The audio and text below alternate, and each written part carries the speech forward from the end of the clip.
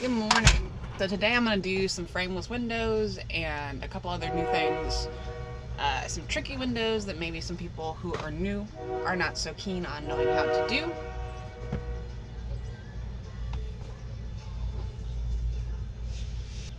On my journey. So follow me today on cleaning some more windows like you do every single day.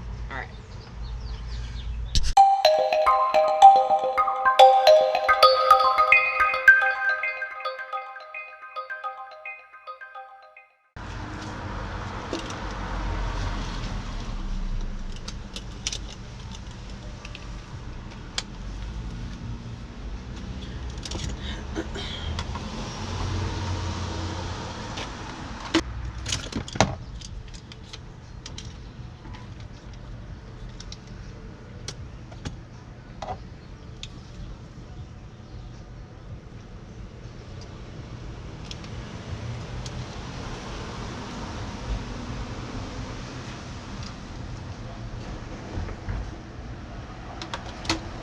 I'm going to start up here with these frames up here. These are technically frameless, but they have a silicone padding in between. Let's get these done. So the first thing you want to do when you're working with these frameless windows is to not use too much water. Because it's just gonna make a mess and it's just gonna make your job a lot harder. Let's see.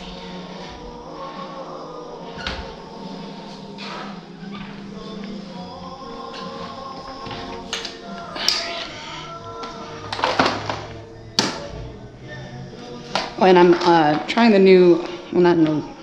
I'm trying the Mormon Bow Ab.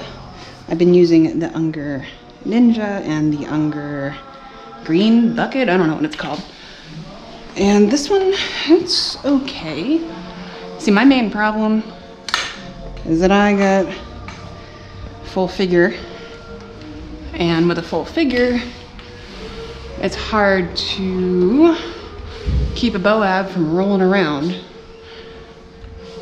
because it doesn't have anything to like stay on. So this one's kind of doing the same thing, but it's a little easier to adjust. All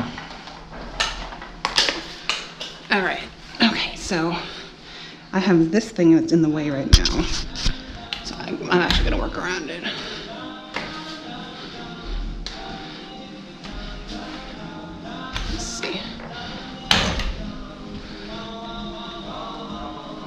So I'm going to work on the top frames first. Let me close this.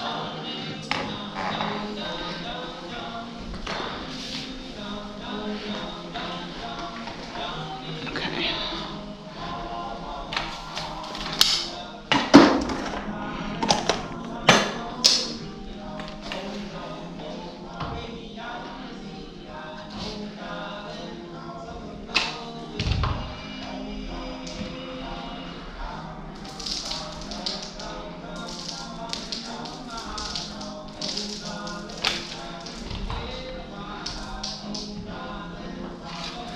So shout out to Trad Man. This will probably go in his favor, where the accelerator with its original channel actually would come in much more handy than this modified accelerator. And you'll see I have these metal frames to work around. Oh shit, I cut the corner there. See, I'm trying to get that, see? Even I used a little too much water on that frame right there. So yeah, shout out to Trad Man. This is probably a lot better to do with the original accelerator than this modified one. But it still gets the job done. And then you want to make sure that you clean any of these metal frames here. Clean these metal frames, because if the water dries on here, it will stain.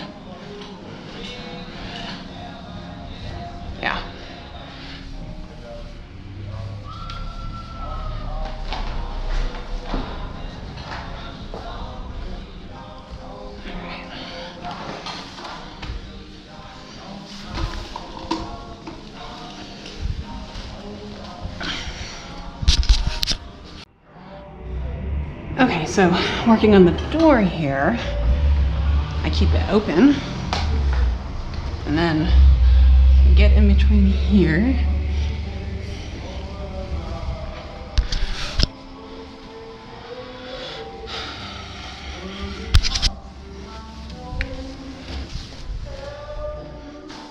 Okay, so this is an example of what we're gonna do here. So, and what I didn't mention before is it's a lot easier to do it with these thin, skinny channels. So when we go over here, we're gonna go over the frame. And this cuts down on detailing, and it's just, it has a better overall result. So the trickiest thing here is gonna be this handle. Just get a little water off there. So we go under here. And I'm not saying I'm really that great at this. I'm still learning how to be much better at cleaning frameless glass, but then we come down here. And this is where using a lot less water comes in handy.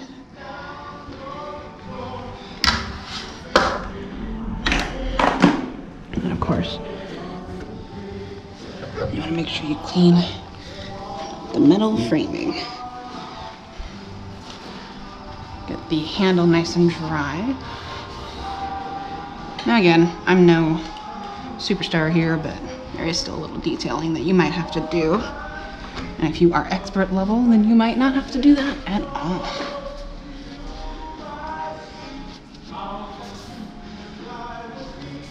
So yeah, when you aren't, and even watch the frame here, so I still got a little water on here, because it will dry here too if you're not careful.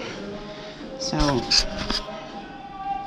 the hardest thing about doing frameless glass is the door handle itself.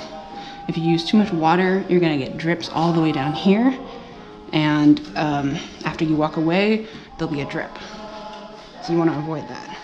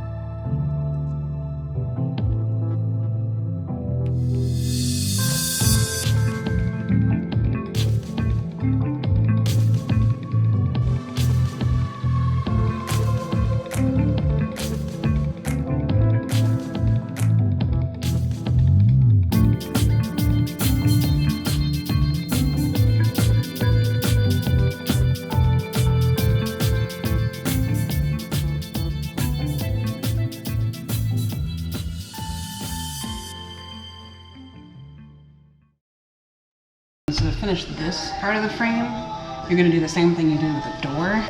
You're gonna come over the frame here and then bring it down.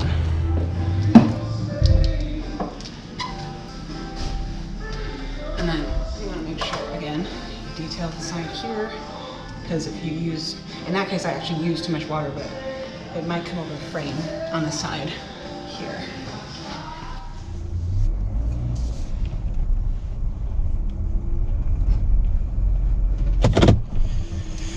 Okay, so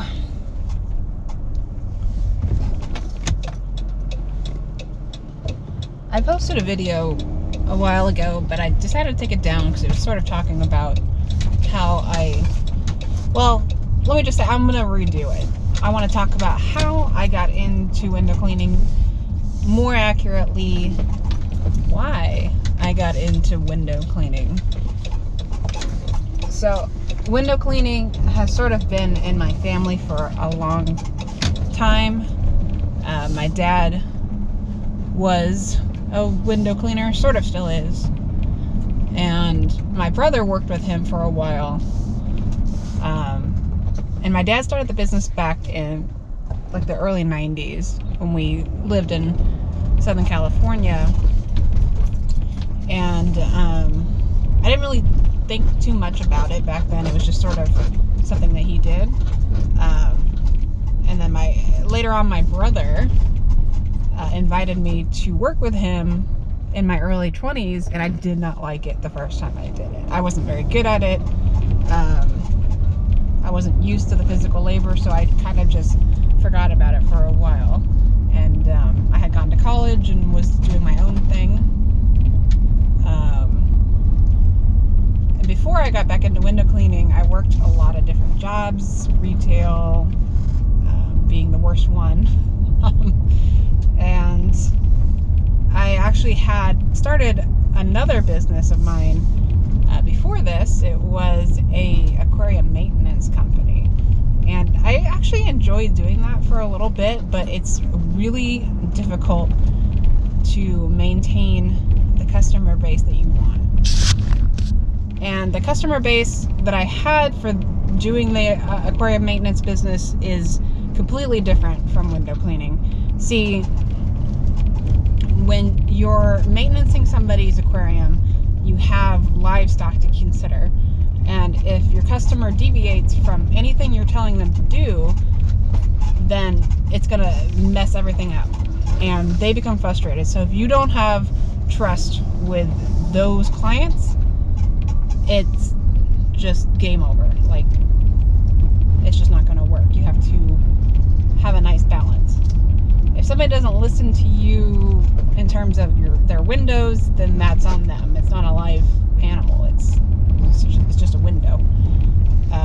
So I had difficulty maintaining the clients that I wanted. There was a lot of competition within this extremely narrow margin of the clients you can actually keep. So the competition would be with other aquarium shops and a couple well-established maintenance companies. It's not a huge industry. It's extremely narrow for what you can actually make a profit off of. So I ended up not continuing that. I still have a couple clients here and there that I have held on to, but I'm really picky about who I let stay as a client, because I'm not willing to work with somebody who will not take my explicit advice. And that's just how it is. If you're not willing to listen to what I have to say, I'm not going to play around, and I'm not going to I'm not going to move the fuck over. So I still maintain some of my aquarium maintenance clients. I don't maintain it on a full-time basis because I am very picky about who I maintain. There has to be a balance between respect, and it's so before I came back into window cleaning, I have had quite a plethora of knowledge on dealing with bad customers. So when I finally decided to come back to the company, my dad had invited me back, and I just wasn't satisfied with any of the work I was doing. I gave it a chance. I came back on actually just to kind of earn extra money when I was working at another place. And he ends up retiring, and so I eventually take over the company and find that I actually really enjoy it once I get better. One thing I do love about this industry is the customers. Customers are normally pretty easy to work with.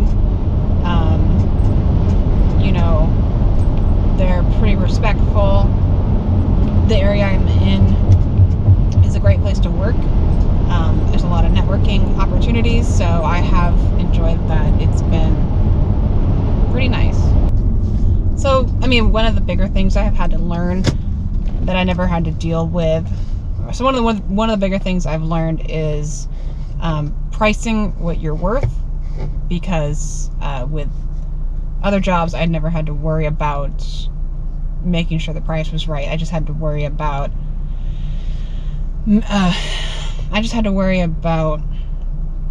making sure somebody pays. So the one thing I learned about this job is pricing what you're worth and not pricing under the margins, because you still have You have a lot, this industry doesn't have a lot of overhead, but it does cost money to run this business. So that was an eye-opener, putting your worth before trying to please somebody.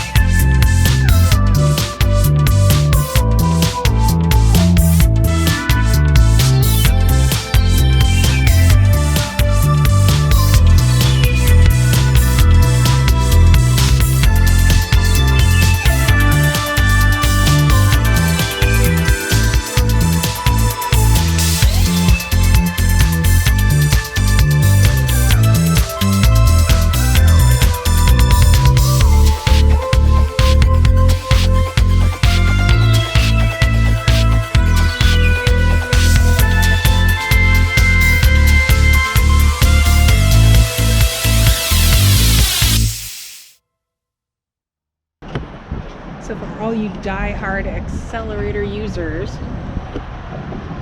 how you gonna work with that?